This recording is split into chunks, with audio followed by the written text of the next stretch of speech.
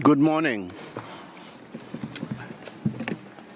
Excellencies, distinguished colleagues, the 24th meeting of the 53rd session of the Human Rights Council is now open. Excellencies, colleagues, we will resume the interactive dialogue on the report of the Secretary General on the adverse impact of climate change on the full realization of the right to food.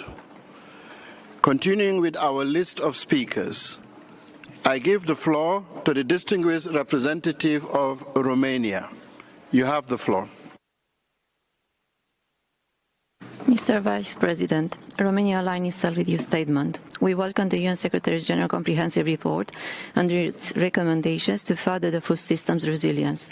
Climate change and environmental degradation are intrinsically connected, exacerbating each other and increasing the risk of simultaneous harvest failures in major producing countries. They are already affecting food production security, access and affordability, and thus the full realization of the right to food. At the same time, unsustainable food production also drives environmental degradation and water scarcity.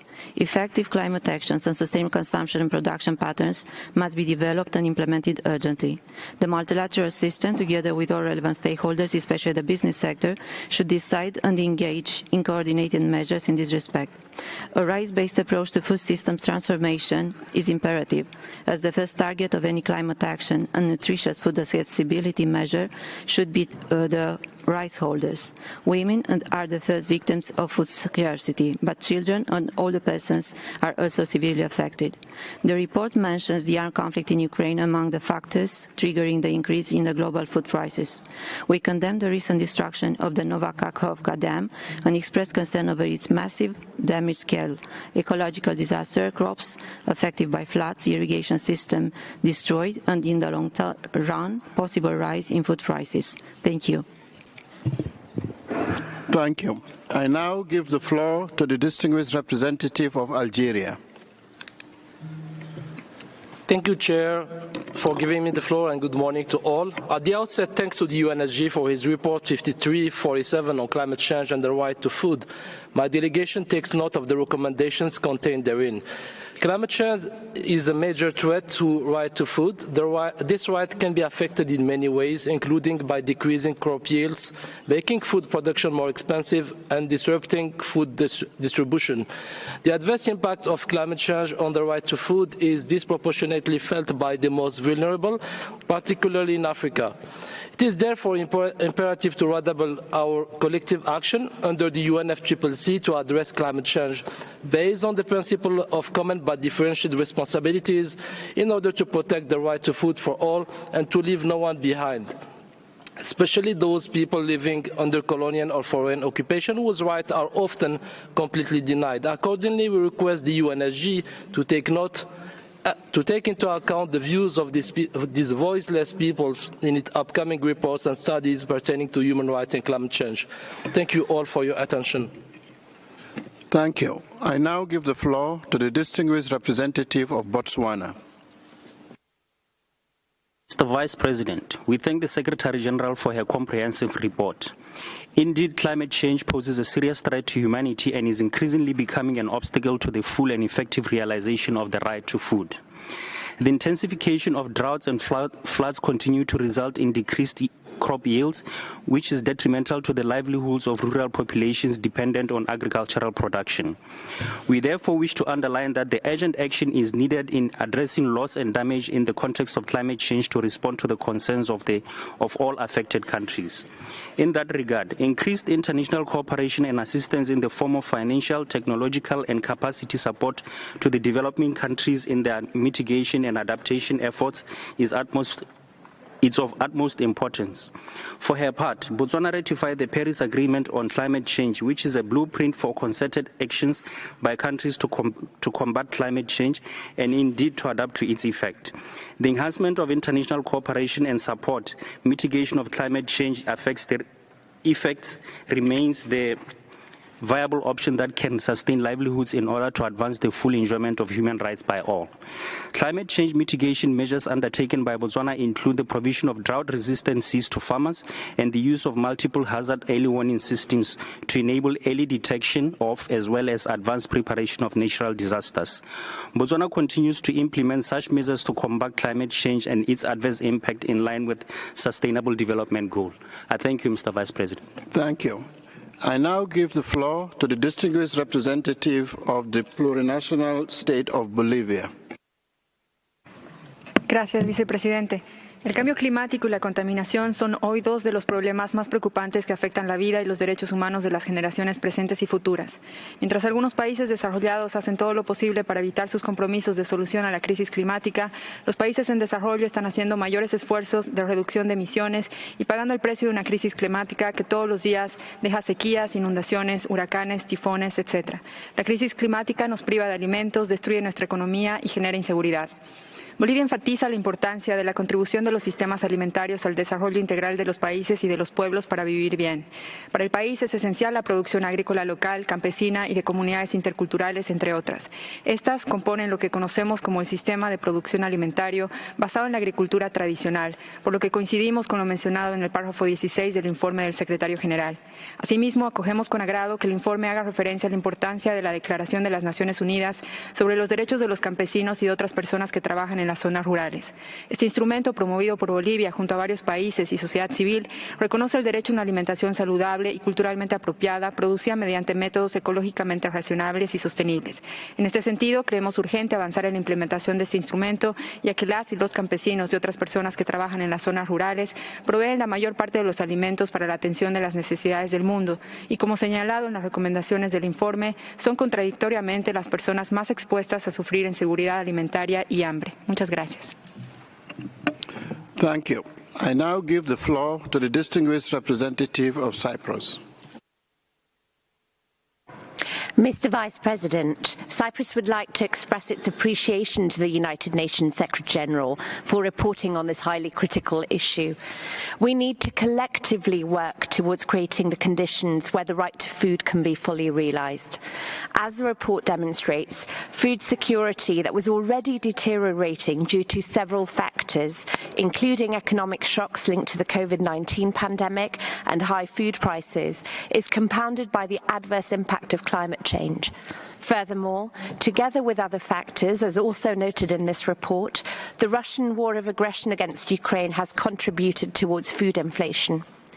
The IPCC has showcased that by formulating effective adaptation and mitigation strategies to climate change, it is possible to reduce or even avoid some of the negative impacts of climate change on food systems.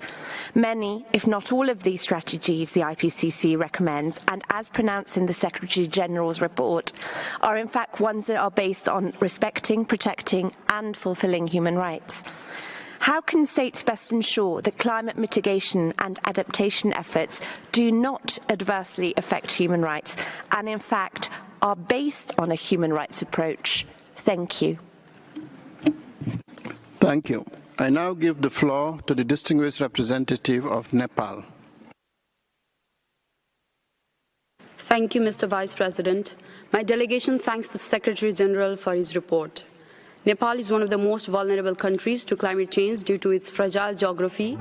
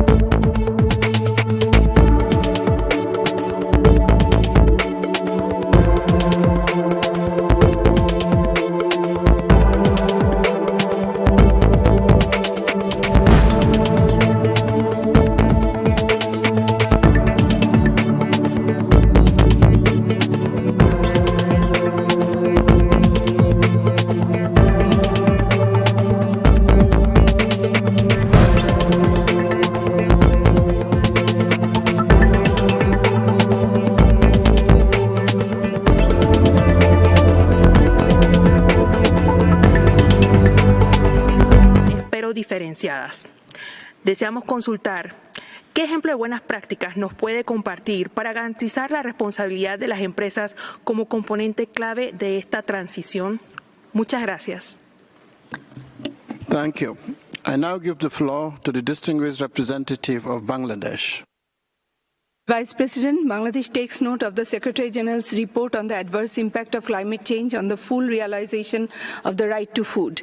The government of Bangladesh has adopted a comprehensive whole-of-society approach to ensuring food security.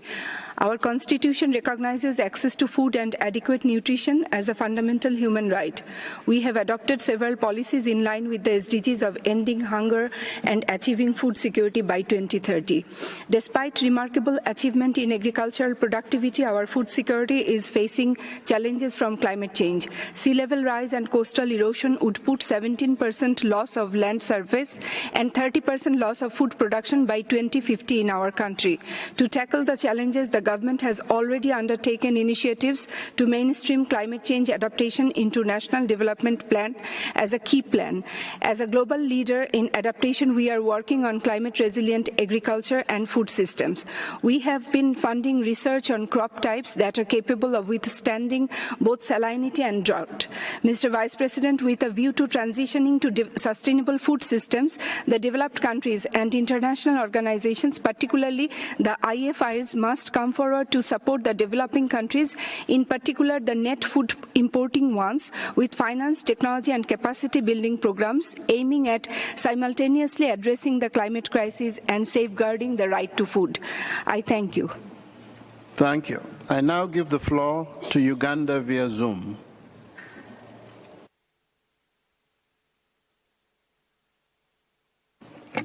Now I give the floor to the distinguished representative of Trinidad and Tobago. Thank you, Mr. Vice President. We note with appreciation the Secretary General's report, which casts a much-needed spotlight on the deepening impact of climate change on food security. Given the current global context, food security has become a priority for Trinidad and Tobago, with efforts being made to reduce our high food import bill, incentivize the agroeconomy, and build resilience to climate change.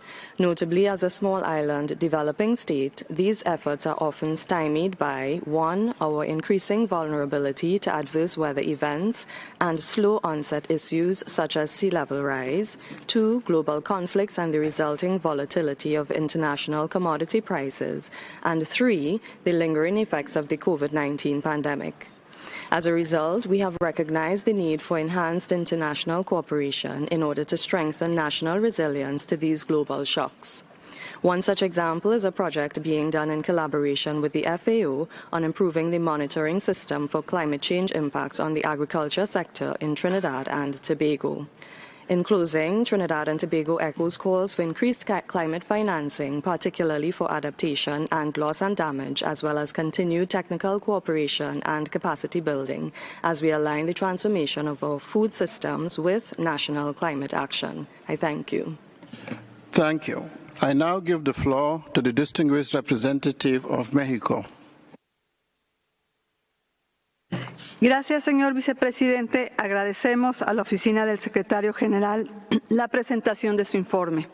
México hace un llamado enérgico a todos los países a efecto de reconocer el derecho a un medio ambiente limpio, sano y sostenible.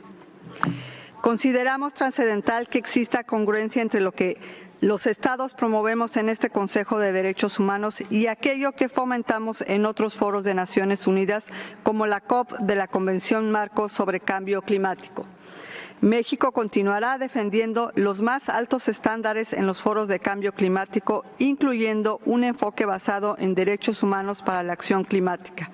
Asimismo, seguiremos abogando por la participación, la seguridad y la protección de las personas defensoras de derechos humanos y de las personas negociadoras en estos foros, especialmente de mujeres jóvenes, entre actos de hostigamiento y acoso, incluyendo acoso sexual.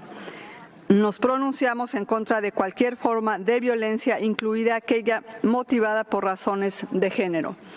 Señor Secretario General, ¿cuáles serían sus recomendaciones para garantizar la incorporación de una perspectiva de derechos humanos en las negociaciones de cambio climático y para garantizar un espacio libre de violencia para todos aquellos que promueven la integración de esta perspectiva? Muchas gracias, señor vicepresidente. Thank you. I now give the floor to the distinguished representative of the United Nations Environmental Programme. Thank you, Mr. President. The United Nations Environment Programme appreciates the report of the Secretary General on the adverse impact of climate change on the realization of the right to food. The right to food is one of the rights that is adversely affected by climate change and other environmental harm. The realization of the right to food and the realization of the right to a clean, healthy, and sustainable environment are inherently interconnected. The recognition of the right to a healthy environment by the Human Rights Council and the General Assembly has prompted greater intergovernmental recognition of the importance and criticality of a healthy environment. In 2022, nations explicitly highlighted this right at the Climate and Biodiversity Conferences. Looking ahead, numerous opportunities exist to integrate the right to a healthy environment into other intergovernmental processes. These include the forthcoming climate conference, the Intergovernmental Negotiating Committee to develop an international legally binding instrument on plastic pollution, and the 6th session of the United Nations Environment Assembly. UNEP is fully committed to supporting states and other stakeholders in integrating and in implementing the right to a healthy environment for all. Thank you. Thank you. I now give the floor to the distinguished representative of Zambia. Mr. Vice President, we thank the Secretary General for his report on the adverse impact of climate change on the full realization of the right to food. Climate change, which has increased frequency and intensity of extreme events as drought and floods, is a great threat to food security. Zambia, like many other countries, has been experiencing adverse impacts of climate change, including an increase in frequency and severity of seasonal droughts, occasional dry spells, increased temperatures in valleys, flash floods, and changes in the growing season. These conditions have led to a reduction in food production. In order to mitigate these effects, Zambia has launched a climate change policy promoting climate-smart practices, such as promotion of efficient use of water resources, strengthening early warning systems and preparedness, and using remote sensing in mapping of drought and flood-prone areas. We conclude by emphasizing the need for sustainable solutions and collective effort to tackle the effects of climate change. I thank you. Thank you. I now give the floor to the distinguished representative of Cambodia. Thank you, Mr. Vice President. My delegation signed the Secretary General for presentation of the report. We share the view that climate change threatens the full and effective realization of the right to food. Cambodia has implemented mechanisms to protect and manage forest-rich protected area and biodiversity to address climate change. Despite being a low emitter of greenhouse gas, Cambodia has consistently contributed to climate mitigation. As the first country in ASEAN and second in LDC, Cambodia submitted a long-term strategy for carbon neutrality with the 2050 target to the UNFCCC and updates its NDC report with a 42% emission reduction goal by 2030. To address food crisis, Cambodia has identified 4 priorities for its 2030 food system vision: healthy diet for all, women and vulnerable empowerment,